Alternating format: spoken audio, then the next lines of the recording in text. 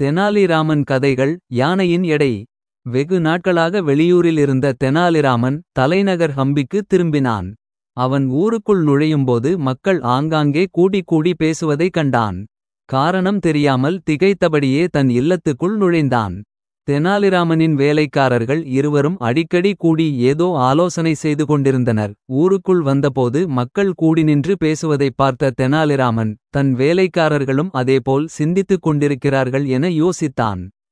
காரணம் கண்டு பிடிக்க முடியாததால் தன் வேலைக்காரர்களுள் ஒருவனை அழைத்தான். டேய், உண்மையைச் சொல். என்ன காரணமாக கூடி பேசுகிறீர்கள்? ஏதேனும் திட்டம் தீட்டுகிறீர்களா என்று கேள்வி கேட்டான். வேலைக்காரன் பயந்து, ஐயா, சாமி, நாங்க நம்ம ஊருக்கு வந்திருக்கிற வடநாட்டு வியாபாரியைப் பற்றி பேசுறோம் என்றான். அவரை பற்றி என்ன பேச்சு என்று தெனாலிராமன் கேட்டான். அவரு ஒரு பொருள் வைத்திருக்கிறாராம். அதன் எடை என்னன்னு கண்டுபிடிச்சா எடைக்கு எடை பொன் தருவதாகச் சொல்லியிருக்கிறாராம். அப்படி கண்டுபிடிக்க முடியலனா காலம் பூராவும் அவருக்கு அடிமையா அவருக்கு பணிவிடை செய்து வாழணுமாம் என்றான் வேலைக்காரன். தெனாலிராமன் சிந்தித்து அரசபைக்கு சென்று அந்த வியாபாரியைச் சந்தித்தான். மன்னர் கிருஷ்ணதேவராயரும் வியாபாரியின் இந்த சவாலை ஏற்கவும் முடியாமல் விட்டு விடவும் முடியாமல் பெரும் குழப்பத்தில் இருந்தார். தெனாலிராமன் சபைக்கு வந்ததும் மன்னர் அவரிடம் இந்த பிரச்சினைக்கு தீர்வு காணுமாறு கேட்டார். ராமகிருஷ்ணனும் அதை ஏற்றுக்கொண்டு வியாபாரியிடம் தாங்கள் எடை காண வேண்டும் என்று கூறும் பொருள் என்னவோ என்று கேட்டார். வியாபாரி மிகுந்த கர்வத்துடன், நான் ஜெயித்தால் நீர் எமக்கு அடிமை. ஆனால் நீர் ஜெயித்தால் எடைக்கு எடை பொன் தருவேன் என்றான். உங்கள் நிபந்தனையை நான் ஒப்புக்கொள்கிறேன். எந்தப் பொருளுக்கு எடை சொல்ல வேண்டும்? சொல்லுங்கள் என்றான் ராமகிருஷ்ணன். வியாபாரி கள்ளச் சிரிப்புடன், வீதியில் நிற்கும் என் யானையின் எடை என்ன என்று சொல்ல வேண்டும் என்றான். சபையே அதிர்ந்தது. யானையை எப்படி எடை போடுவது? எந்த தராசில் நிற்க வைப்பது என்று அனைவரும் சிந்திக்கத் தொடங்கினர். மன்னரும் சிந்தனை வயப்பட்டார். தெனாலிராமன் மறுநாள் பதில் கூறுவதாகச் சொல்லி இல்லம் திரும்பினான். இரவு தன் மனைவியிடம் இந்த பிரச்சினையை பற்றி பேசிக் கொண்டிருந்தான். அப்போது அவனுக்கு திடீரென்று யோசனை தோன்றியது. மறுநாள் பொழுது விடிந்ததும் வியாபாரியிடம் யானையின் எடையை கூறுவதாகக் கூறி அழைத்தான். மக்கள் ராமன் எப்படி யானையை எடை போடுகிறான் என்பதை பார்க்க கூடிவிட்டனர். மன்னரும் மக்களுடன் சேர்ந்து ஆவலுடன் பார்த்து நின்றார். ராமன் வடநாட்டு வியாபாரியை நதிக்கரைக்கு அழைத்து சென்றான். அவனும் தன் யானையை நடத்திக் கொண்டு ராமனுடன் சென்றான்.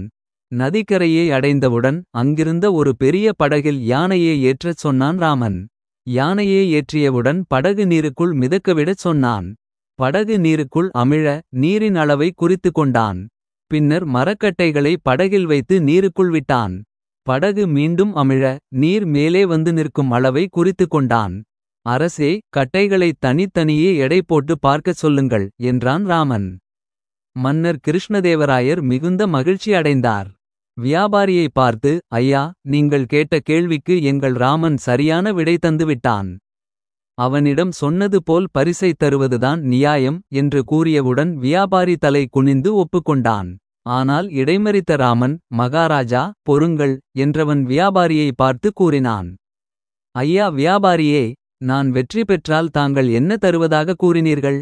எடைக்கு எடை பொன் தருவதாக கூறினேன் என்றான். அது சரி, யாருடைய எடைக்கு எடை என்று நீங்கள் சரியாகச் சொல்லவில்லையே. எடையை பார்த்து சொன்னவரின் எடைக்கா அல்லது யானையின் எடைக்கா என்றான் ராமன். இது கேட்ட வியாபாரி மயங்கி சரிந்தான்.